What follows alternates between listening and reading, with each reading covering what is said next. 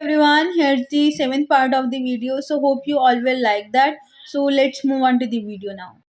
Variation due to latitude में देखो अब क्या है, the plane passing through the centre and perpendicular to its axis of rotation, वो क्या होती है, एक्सिस ऑफ रोटेशन होती है आपकी। ठीक है, इतना समझ आया? बताओ। अब जैसे देखो ये मेरा क्या है, अर्थ मान लेते हैं, ठीक है, और एक ये नॉर्मल जा रही है यहाँ से। और क्या बोला इन्होंने नेक्स्ट, जो लैटिट्यूड होता है ना of a place is defined as the angle which the line joining the place to the centre of earth makes with equatorial plane. मतलब ये जो एंगल बनता है ना यहाँ से, मतलब ये सेंटर है, यहाँ पे एक बॉडी है, ठीक है, तो ये एंगल बन रहा है ना जो लैम्डा, वो क्या होगा, लैटिट्यूड हम किसी प्लेस का ऐसे डिफाइन कर सकते हैं जो कि क्या बनाता है, इक्वेटोरियल बना रहा है। ठीक है, मतलब इक्वेटोरियल प्लेन के साथ बना रहा है। ठीक है, तो लैटिट्यूड ऑफ प्लेस,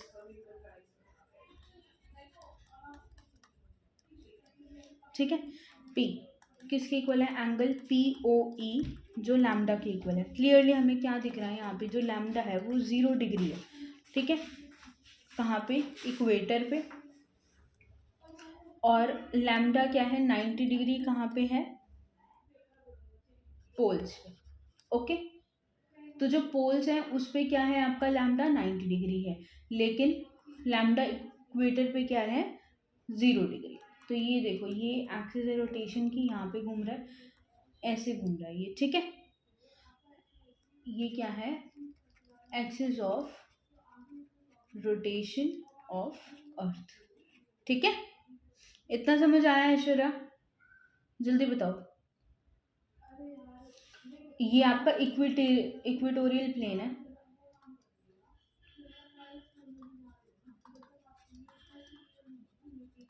जहाँ पे आपकी जो लैम्डा की वैल्यू है वो 0 है।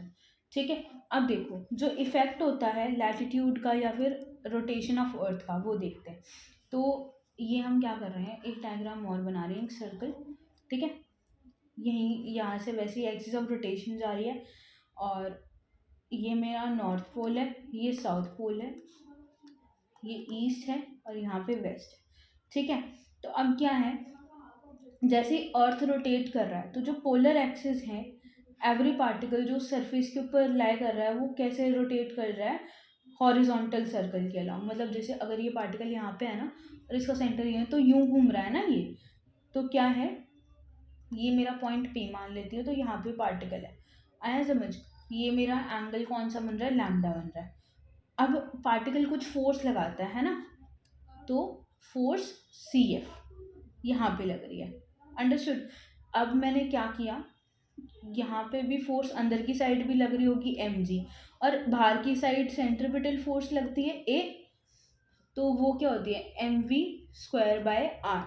अब आपको पता है रोटेशन में आपकी जो v की वैल्यू होती है वो आर ओमेगा होती है, तो अगर मैं इसको पुट कर दूँ यहाँ पे, आर ओमेगा का स्क्वायर बाय में आर, ठीक है, आ जाएगा। और देखो जैसे यहाँ पे अगर मैं इसको कंपोनेंट्स में डिवाइड करूँ, तो ये क्या होगा मेरा, M are omega square cos lambda, और ये क्या होगा, M are omega square sine lambda.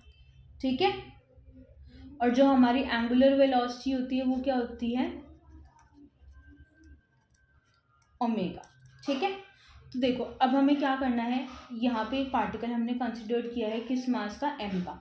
ठीक है, जो कि लाइन कर रहा है पॉइंट पी पे, और जिसका जो लैटिट्यूड है वो लैम्डा है, और वो पार्टिकल डिस्क्राइब कैसे किया गया है कि वो सर्कल में घूम रहा है और उसका रेडियस क्या है, आर है।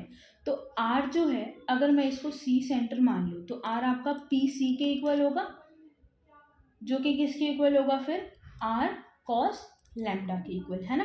तो जो सेंट्रीफ्यूगल फोर्स जो एक्ट कर रही है पार्टिकल के ऊपर, सी एफ, वो क्या होगी, एम आर ओमेगा स्क्वायर। ठीक है, जो कहाँ लग रही है, पी ए के अलोंग, अलोंग पी ए, मतलब ये वाला जो पॉइंट है ना यहाँ पे ऐसे लग रही है। इतना क्लियर हुआ?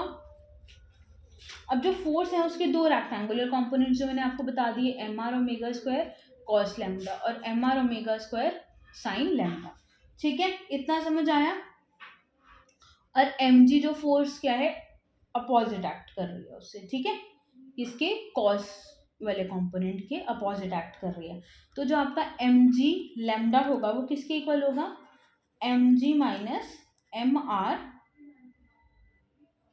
ओमेगा स्क्वायर कॉस लैम्डा, ठीक है। तो जी लैम्डा क्या हो जाएगा, मास कॉमन लेके कैंसिल हो जाएगा, तो यहाँ से जी लैम्डा किसके इक्वल होगा, g minus are omega square cos lambda, ठीक है। तो जी लैम्डा की वैल्यू क्या आ जाएगी, g minus are omega square cos square lambda, ठीक है। इतना समझ आया।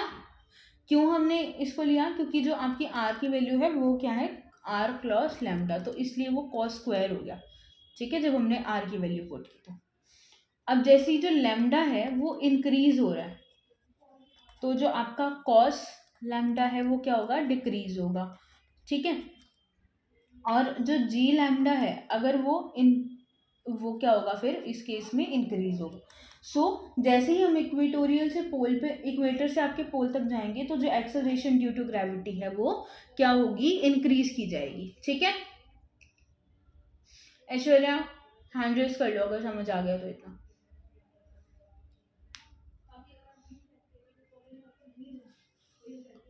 ओके, देखो अब नेक्स्ट टॉपिक देखते हैं क्या है, हमें प्लॉट करना है, प्लॉट अ ग्राफ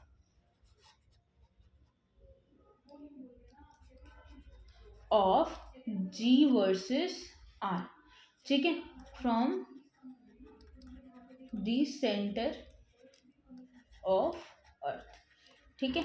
तो देखो जैसे जो पॉइंट्स है वो लाई कर रहा है आउटसाइड अर्थ, तो आर जो रेडियस है वो क्या होगा, ग्रेटर देन होगा आर, ठीक है। उनका जो पार्टिकल का रेडियस है, जो पॉइंट आपका बाहर रह कर रहा है उसका radius as compare to radius of earth वो ज़्यादा होगा ना, तो जो जी एच बाई जी होगी वैल्यू वो R square by R plus H का होल स्क्वायर, मैं आज वीडियो अपलोड कर दूंगी, वो वाली देख लेना, ठीक है, ये उसमें समझ आ जाएगा आपको अच्छे से। प्रीवियस क्लास आपने अटेंड नहीं की थी ना, तो g r square by r square हो जाएगा, ठीक है। तो देखो जो जी एच है वो इनवर्सली प्रोपोर्शनल है आर स्क्वायर के, है ना। तो जो पॉइंट्स लाई कर रहे हैं outside, for points lying outside the अर्थ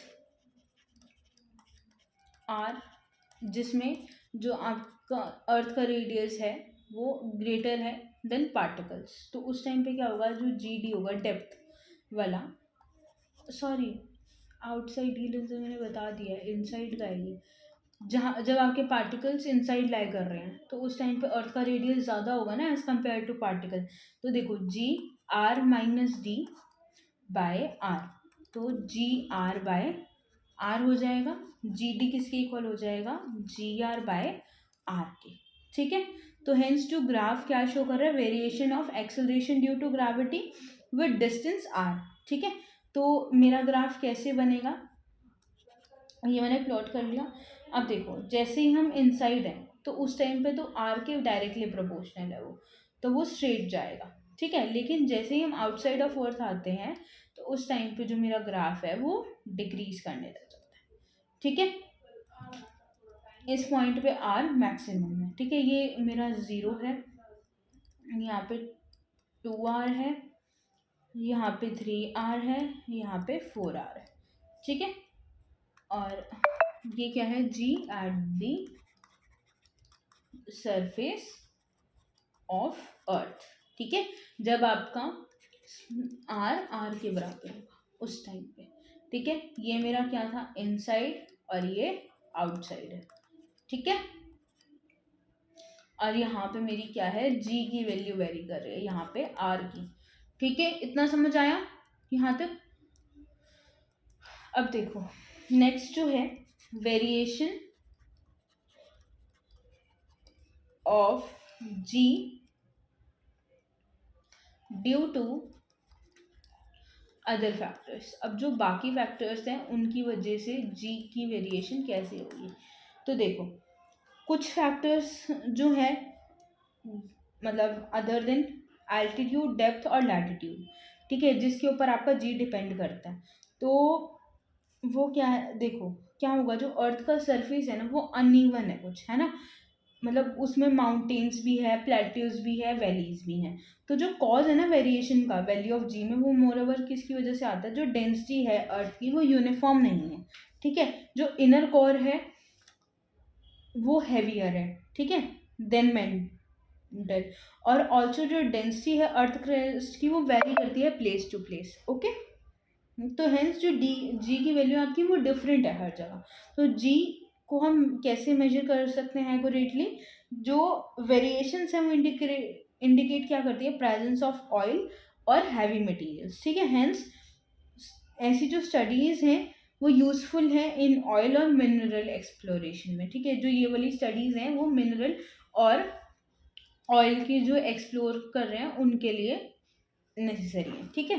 तो देखो एक्सेलरेशन ड्यू टू ग्रेविटी वो डिक्रीज किसकी वजह से होती है, रोटेशन ऑफ अर्थ की वजह से, ठीक है, उसकी वजह से डिक्रीज होती है, due to rotation of earth, ठीक है, क्या होता है, डिक्रीज होता है।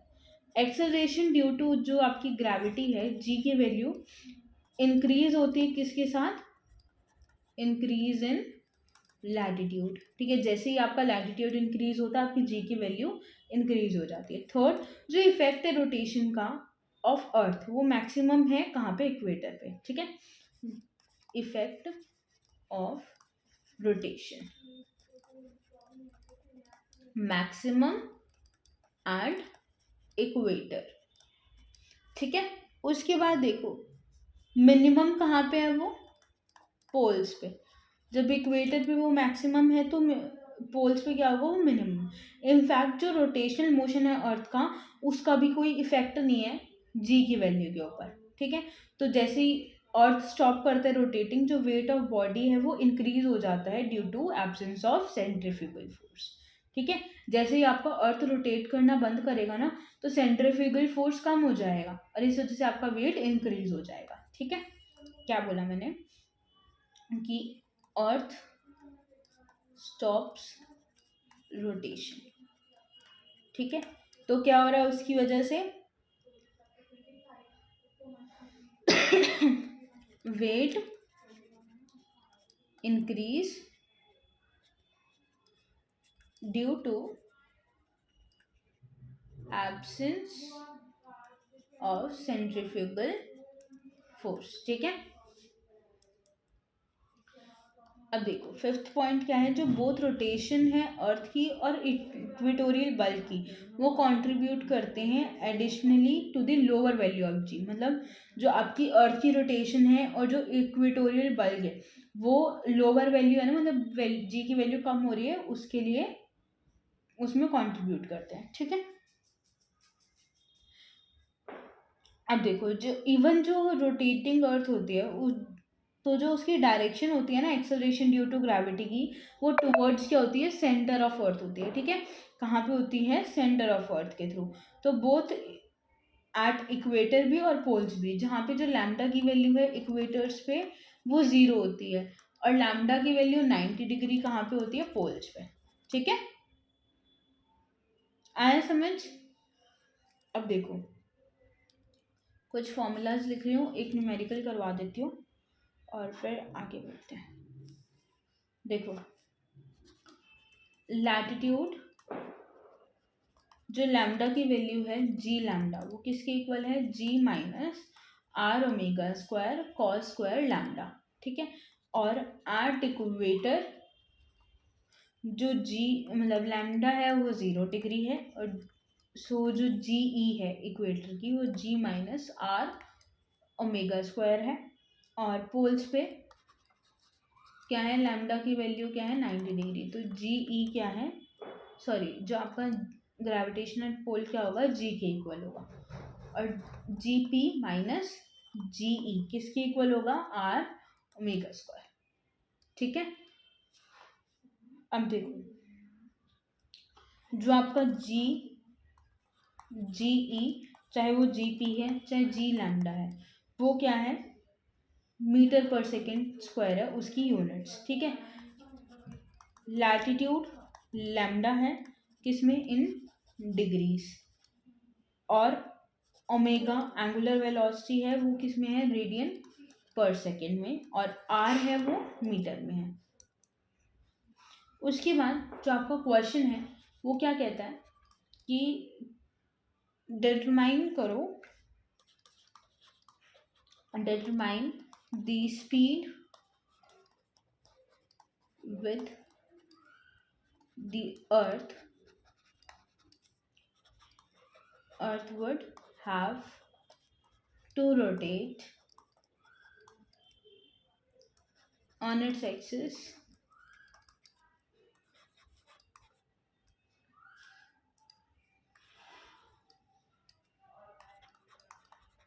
so that a portion on the equator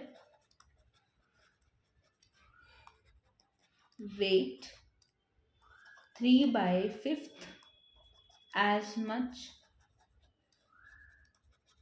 as present।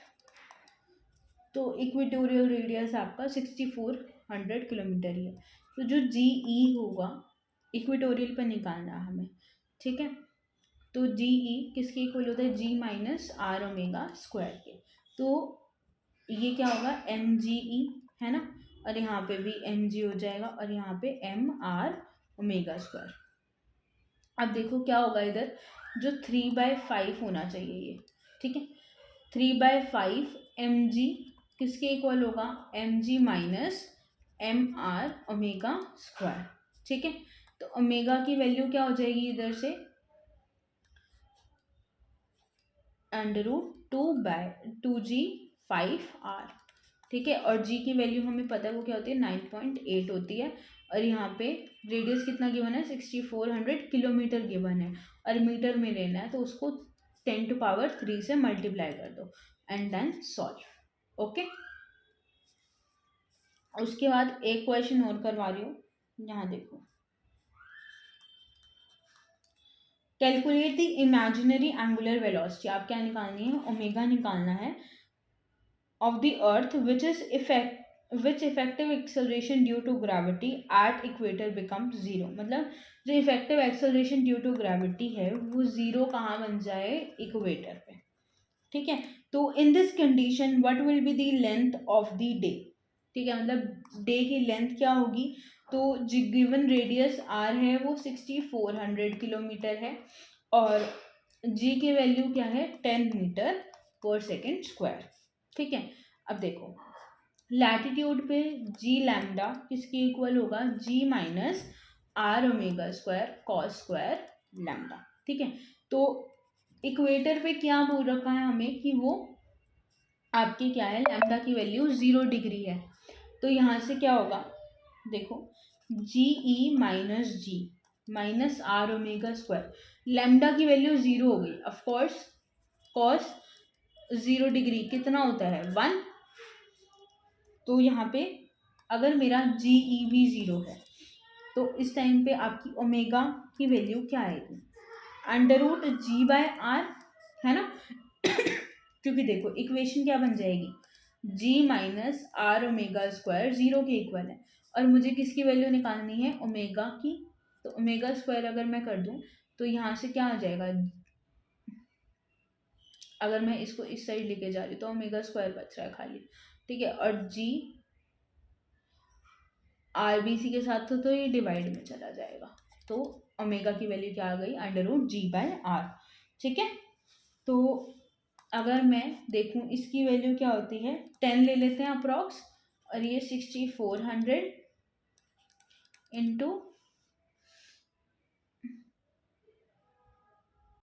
देखो भाई मैंने क्या करवाया था लास्ट एग्जाम्पल में, बस ये वाला फॉर्मूला, मतलब उसमें ना हम ओमेगा की वैल्यू निकाल रहे थे और √G/R आ गई थी, तो हमने वैल्यूज पुट करी, उसका आंसर निकाला, फिर उसके बाद क्या किया हमने इसमें, जो आपकी क्या थी टाइम पीरियड, न्यू पीरियड आएगा रोटेशन का, उसके लिए हमने ये वाला फॉर्मूला लगाया 2π/ω, और उसमें वैसे ही वैल्यूज पुट करके आंसर निकाला, ठीक है। अब ग्रेविटेशनल फील्ड को अगर मैं एक्सप्लेन करूँ तो ग्रेविटेशनल फील्ड कौन सी होती है, जैसे अब आपने मैग्नेटिक फील्ड पढ़ रखी होगी, क्या होता है जब कोई मैग्नेट अपने से अपोजिट पोल के मैग्नेट को जिस डिस्टेंस तक अट्रैक्ट करता है वो मैग्नेटिक फील्ड होती है ना। वैसे ही अब देखो जो ग्रेविटेशनल फील्ड होती है उसमें क्या होता है, एवरी मास जो मॉडिफाई किया जाता है स्पेस में अराउंड इट, तो जो मॉडिफाइड स्पेस होता है उसको हम क्या बोलते हैं, ग्रेविटेशनल फील्ड बोलते हैं।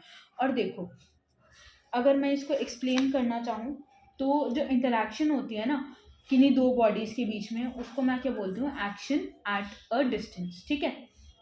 तो अब देखो क्या होगा कि जब कोई दूसरे मास की बॉडी अगर हम फील्ड में रख रहे हैं तो उसको ग्रेविटेशनल फोर्स फील किया जाए या फिर अट्रैक्शन फील किया जाए उस बॉडी के थ्रू, तो वो क्या होती है, आपकी ग्रेविटेशनल फील्ड होती है, ठीक है।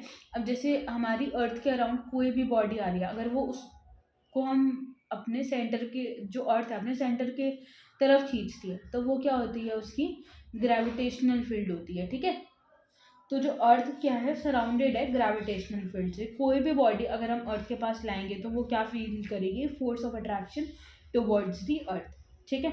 अब जो नेक्स्ट टॉपिक होगा हमारी नेक्स्ट क्लास में वो इंटेंसिटी ऑफ ग्रेविटेशनल फील्ड होगा।